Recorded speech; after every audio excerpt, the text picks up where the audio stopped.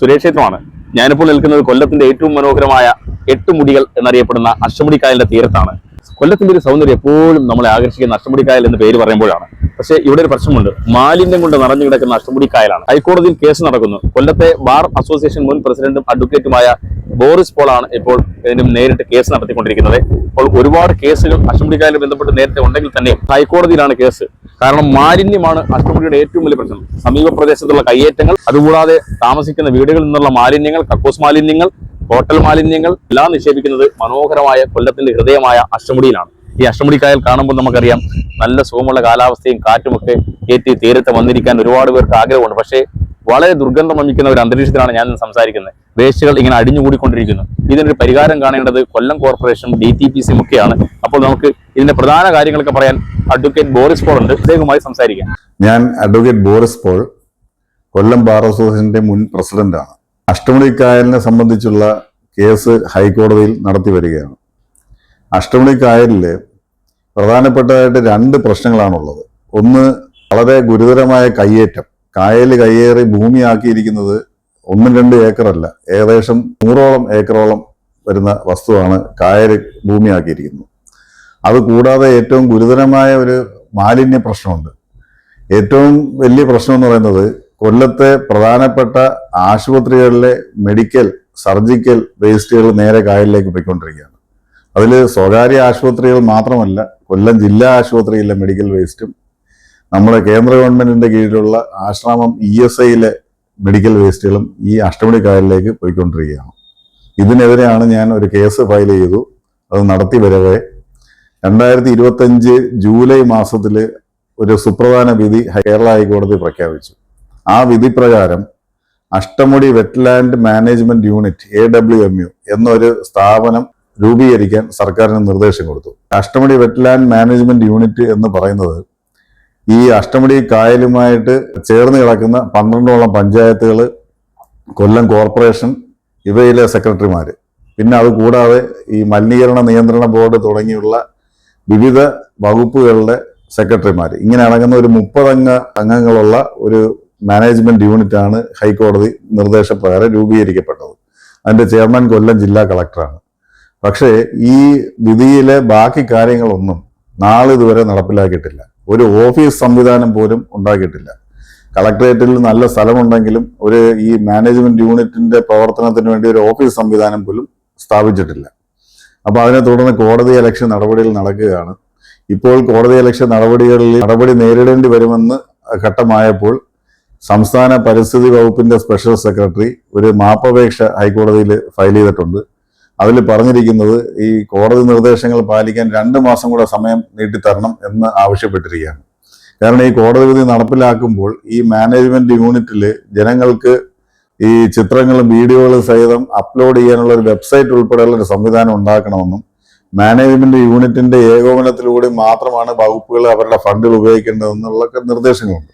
അത്തരം നിർദ്ദേശങ്ങളും കൂടെ പാലിക്കപ്പെട്ട് ഈ വിധി നടപ്പിലായാൽ കൊല്ലത്തെ അഷ്ടമുടിക്കായൽ ജീവൻ വെച്ച് രക്ഷപ്പെടും. ഇതില് സർക്കാർ ഉദ്യോഗസ്ഥരാണ് ഈ വിധി നടപ്പിലാക്കുന്നത്, താമസിപ്പിക്കുന്നതെന്നാണ് എൻ്റെ അഭിപ്രായം. അതിന്റെ പ്രധാന പ്രശ്നം എന്താണെന്ന് വെച്ചാൽ ഓരോ വകുപ്പുകളിലും നല്ല രീതിയിലുള്ള ഫണ്ടുകളുണ്ട്. ഇപ്പൊ കൊല്ലം കോർപ്പറേഷൻ ജീവനാണ് അഷ്ടമുടി എന്ന് പറഞ്ഞാൽ ഏതാണ്ട് 9 കോടി രൂപ ചെലവാക്കി. ആ 9 കോടി രൂപ ചെലവാക്കിയിട്ട് ഏതെങ്കിലും ലക്ഷണം കൊല്ലത്തുകാർ ആ കായലിൽ എവിടെയെങ്കിലും കാണുന്നുണ്ടോ എന്ന് എനിക്കറിഞ്ഞില്ല. അപ്പൊ ഇനിയിപ്പോൾ ഈ ഹൈക്കോടതി വിധി നടപ്പിലാക്കി വെറ്റ്ലാൻഡ് മാനേജ്മെന്റ് യൂണിറ്റ് ഉണ്ടാക്കിയാൽ കൊല്ലം കോർപ്പറേഷന് സ്വന്തം നിലയ്ക്ക് ഫണ്ട് ഉപയോഗിക്കാൻ കഴിയില്ല.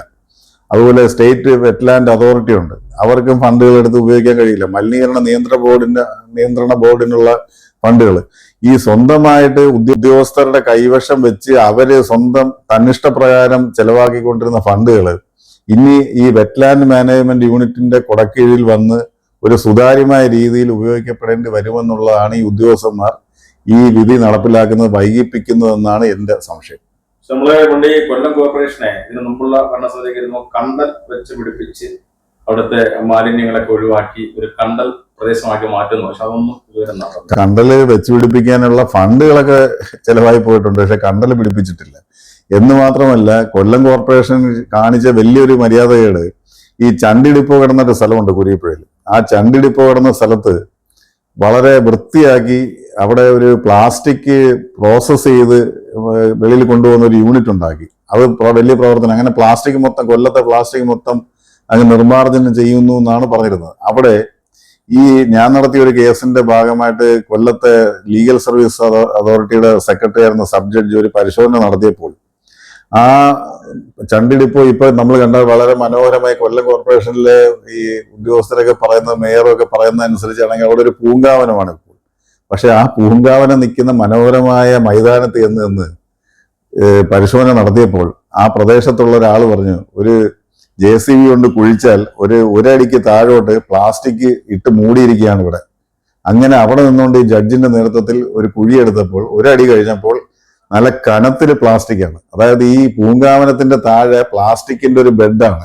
ഈ പ്ലാസ്റ്റിക് മഴവെള്ളത്തിലും മറ്റും അലിഞ്ഞ് ഈ കായലിലേക്ക് പോയിക്കൊണ്ടിരിക്കുകയാണ്. ഈ കായലിൽ ചെല്ലുന്ന പ്ലാസ്റ്റിക്കിന്റെ മൈക്രോൺസ് ഒക്കെയാണ് മത്സ്യം കഴിക്കുന്നത്. ഇത് തിരിച്ച് കറങ്ങി വന്ന് നമ്മുടെ ശരീരത്തിലേക്ക് പോവുകയാണ് ഈ മത്സ്യത്തിലൂടെ.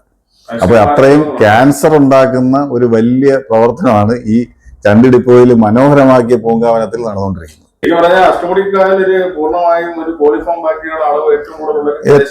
ഏറ്റവും കാര്യം മെഡിക്കൽ വേസ്റ്റ് എന്ന് പറഞ്ഞാൽ വിവിധ രോഗികളുടെ സർജിക്കൽ വേസ്റ്റുകൾ, അവരുടെ രോഗാവസ്ഥയുള്ള അവയവങ്ങൾ റിമൂവ് ചെയ്ത് ഉൾപ്പെടെയാണ് ആശുപത്രിയിൽ നിന്ന് ഈ കായലിലേക്ക് പോയിക്കൊണ്ടിരിക്കുന്നത്. അതെ അതെ അതെ. അത് കൂടാതെ സെപ്റ്റിക് മാലിന്യം ഇതൊക്കെ കൊണ്ട് തട്ടുകയാണ്. അതും ഈ സർജിക്കൽ. ഇതൊന്ന് കോളിഫോമിന്റെ കണക്ക് നോക്കിയാൽ ഇപ്പൊ മലിനീകരണ നിയന്ത്രണ ബോർഡിന് അതിനുള്ള സംവിധാനമുണ്ട്. അഷ്ടമുടി കായലിലെ 10-14 പോയിന്റുകളിൽ അവരത് പരിശോധന നടന്നു. ഒരിടത്തും മലിനമല്ലാത്തൊരു ജലത്തിന്റെ അളവ് കിട്ടത്തില്ല. എല്ലാം ഇപ്പം ഞാൻ കേസ് നടത്തിയപ്പോ എന്റെ കയ്യിലിരിക്കുന്ന രേഖയിൽ കൊല്ലം കോർപ്പറേഷൻ 200-ൽ ചില്ലുവാനം വീടുകളുടെ ഈ കക്കൂസ് ഔട്ട്ലെറ്റ് ഡയറക്റ്റ് കായലിലേക്ക് കൊടുത്തിരിക്കുന്ന കണ്ടുപിടിച്ച് നോട്ടീസ് കൊടുത്തിട്ടുണ്ട്. ആ നോട്ടീസ് കൊടുത്ത് പൊളിക്കാൻ കൊടുത്തിട്ട് ഏകദേശം 5-6 വർഷമായി. ഇതുവരെ അത് പൊളിച്ച് മാറ്റിയിട്ടില്ല. കാരണം അവരെല്ലാം വോട്ട് ബാങ്കാണ്. ഇപ്പൊ കോർപ്പറേഷൻ ഭരിക്കുന്നവർക്ക് അത് പൊളിപ്പിക്കാനുള്ള ഒരു ആർജവമില്ല.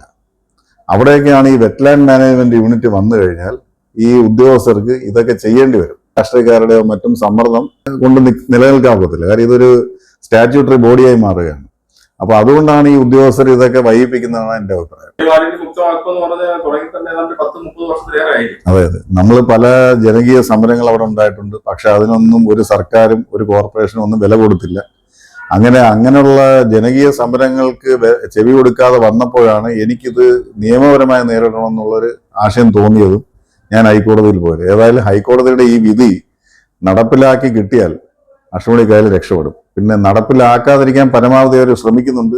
അതിനെതിരെ കോടതി ഇലക്ഷൻ നടപടികൾ വേണ്ടി ഞാൻ മുമ്പോട്ട് പോകും. കോടതി ഇലക്ഷൻ നടപടികളിൽ ഉദ്യോഗസ്ഥർ ജയിലിലേക്ക് പോകും എന്ന ഘട്ടം വരുമ്പോഴെങ്കിലും ഈ വിധി നടപ്പിലാകും.